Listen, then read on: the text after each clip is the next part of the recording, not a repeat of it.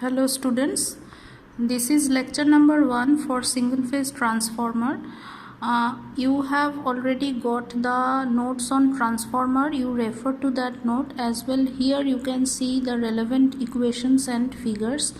Now if I start from the operating principle of a transformer, for that you have to see this simple arrangement, or you can also say this is the symbolic representation of a single phase transformer. Here this figure shows some notations and the connection.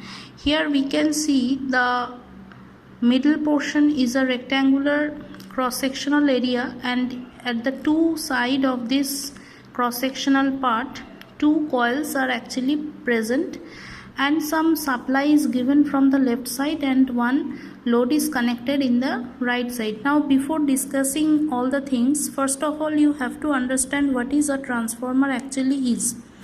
Now first of all you have to see one thing. Unlike other electrical machines, in a transformer there is actually no rotating part present, and that is why a transformer is never said as an electrical machine. It is rather said as a device. Now this is actually an electromagnetic device. Here what is the main function or purpose of using a transformer? A transformer is actually stepping up or stepping down the level of voltage or current at several points of a line or power line, keeping the frequency same as well keeping the power same at both ends. That means from the supply end, whatever power it is transferring, the same amount of power is getting delivered to the load, and there is no change of frequency also. Now how it actually works, here we can see that capital T1 and T2 is present here. T1 indicates the number of turns in the primary winding. Primary winding is the winding where the supply is actually given. Obviously the supply type is the AC supply, and similarly T2 is the another winding present in the second arm of the laminated core. This secondary winding is actually connected with the load. Now what is the laminated core? Laminated core is the magnetic part of the transformer, and these two windings are the electrical part of the transformer. Now from this figure one thing is also clear, that the primary winding as well the secondary winding, these two windings are not connected with each other. That means there is no physical connection between these two windings. These are completely separated from each other but interlinked by the common magnetic core. Now what is the core? Core is laminated core. The laminations are purposefully made to reduce the losses inside the core. As it is a magnetic circuit, so main sources of losses in a transformer core is hysteresis loss as well the eddy current loss. So to minimize these two losses, thin sheets of metals are cut and stacked together to form this laminated core structure. And after the core is made, then two windings are placed with proper number of turns, and the supply is given from one end and load is connected in the other end, so that the connection is complete. Now what is capital E1 and capital E2 and I1 and I2? Now one thing, now you see within this magnetic core one dotted line is shown, and it is mentioned as yoke. Actually the horizontal arm of the laminated core is said as yoke, and the vertical limbs where the windings are placed are said as the limb. That means two horizontal sections are yoke and two vertical sections are limbs on which the windings are placed. Now phi m indicates the magnetic flux produced inside the magnetic core. Now how the flux is produced and what is the operating principle, now we try to understand here. Now you see once the AC supply is given from one end, obviously some corresponding current will try to flow. So this current we are denoting as the primary current or the current coming from the supply end, and it is denoted as capital I1. Now once this I1 is flowing through the primary winding turns T1, then according to the electromagnetic law, the flux phi m is produced within the magnetic core, and the flux is having its own path to flow because there is no other path of the flux to flow. It is flowing through the entire cross section of the magnetic core. Now once this flux is produced, then what happens? This flux is cut by T1 turns and some self-induced EMF E1 is produced in the supply side, and as there is no change in flux, so obviously the same flux is cut also by the T2 turns, and similarly E2 is produced across the load, which we denote as mutually induced EMF. So self-induction principle as well mutual induction principle, both are actually working here, and we are getting two individual EMF produced. Now as the load is connected here, then we can say that obviously the current will flow, and that current is said as the secondary winding current or the current carried by the load, which is denoted as the load current also. It is denoted with the notation I2. So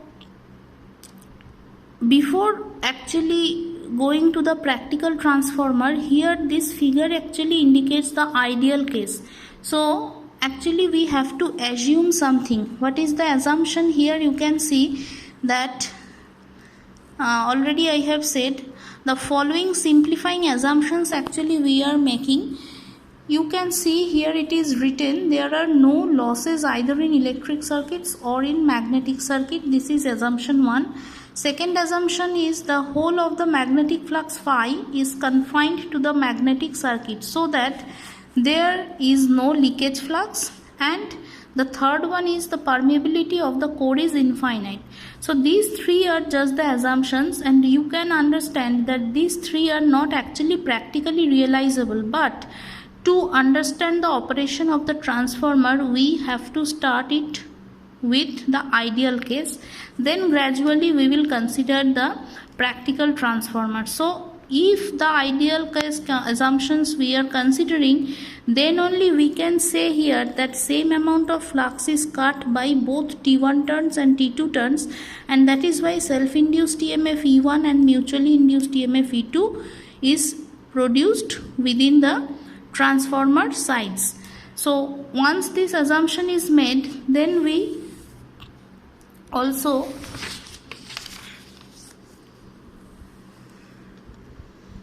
say that the same amount of power is also getting delivered from the primary side to the secondary side. Here you can see that if coil 2 is connected to a load, then an alternating current flow through it. Already I have said it.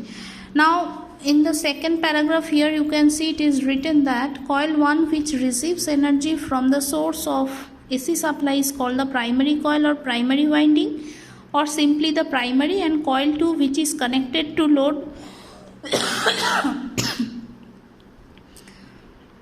which is connected to load and delivers energy to the load is called the secondary winding. And this is actually the symbolic representation of a transformer. This is the symbol of a transformer. The vertical two lines here represents the magnetic coupling between the two windings. The windings itself are not connected with each other. The T1 and T2 are representing the number of turns present in the both windings. Now we will come to the EMF equation of a transformer.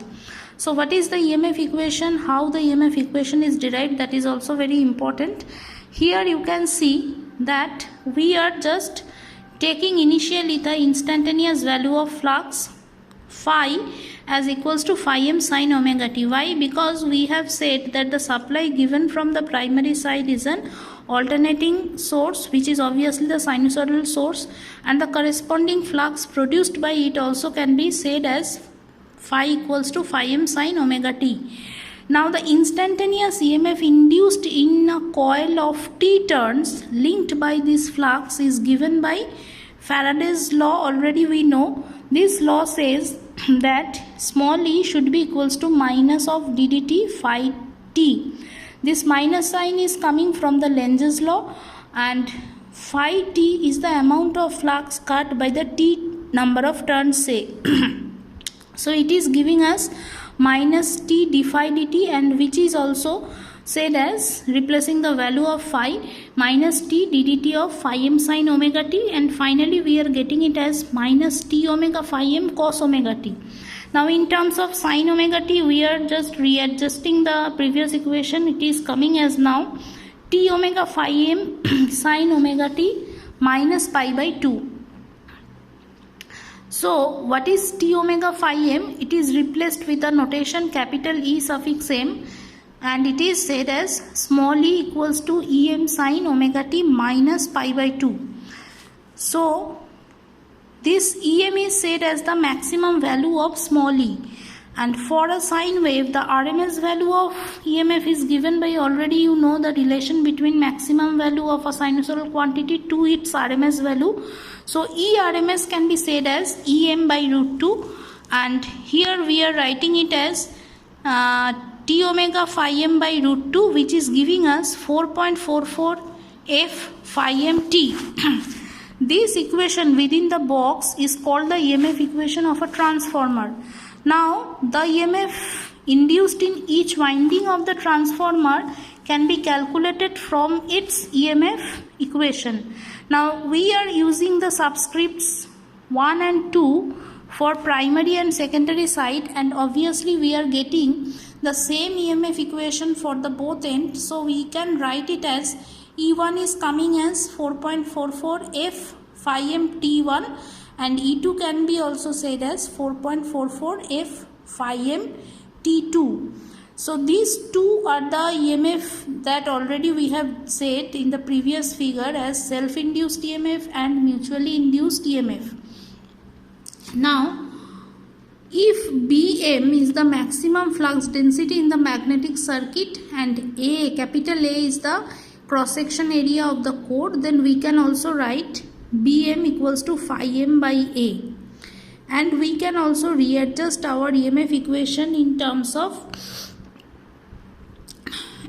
phi m can be replaced as Bm into A. So here you can see that 4.44 f phi m t2 can also be written as 4.44 f Bm into A into t2. Why it is said here, sometimes the problems are coming with several values given and you are asked to find the other thing, so for which sometimes maybe the cross section area of the core is needed to be find out, for which you have to use Bm into A in place of phi m.